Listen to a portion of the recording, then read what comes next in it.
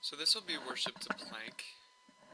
As we see, I get down in this position where knees are kind of below hips, but hands are a little ways out in front of the shoulders. That'll be important as you start rolling back to give your body enough space to kind of drop down and through. As you see here, I'm going to just move my hands out a little bit so I can have plenty of room. Really, I'm trying to decompress my lumbar spine. I surrender a little bit of that lumbar spine.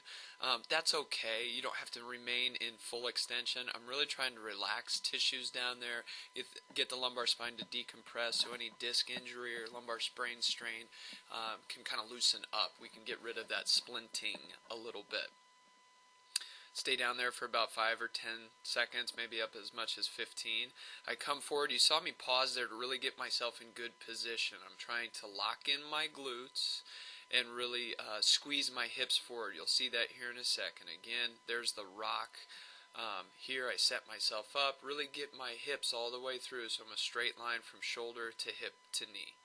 Now, that's a little bit excessive as far as our lumbar flexion or our midline. We don't want to do that. Sometimes we'll see people really arch through that mid-back, and we don't want to destabilize the position. Sometimes people heads are up, and that's going to really compress the lumbar spine, or the neck and the lumbar spine as well, or heads way down. So we want to stay fairly neutral in that bottom position. If we slightly flex, that's okay. There we see I'm not getting my hip through, hyperextending the lumbar spine. Here I'm hyperflexed through there, and that could actually exacerbate a disc injury.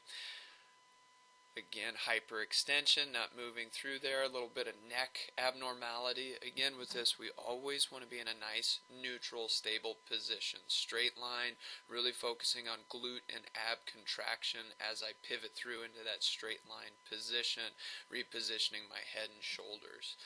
We'll look at this from the front now to see a couple of ways to do it. Again, here we'll see a little better look at how we rock side to side. Good, those are good rocks. Those are mostly happening through my hips. Those are not good rocks. Those are happening through my shoulder, and they're violent, and we don't want to be doing that. We want this to be nice and relaxing so it feels pretty good for you.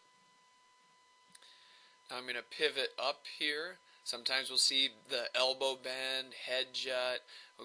Things will go good, and then we'll see a elbow bend. We really want to make sure those elbows are locked out the whole time, head's in a good position. We're nice and neutral through our spine.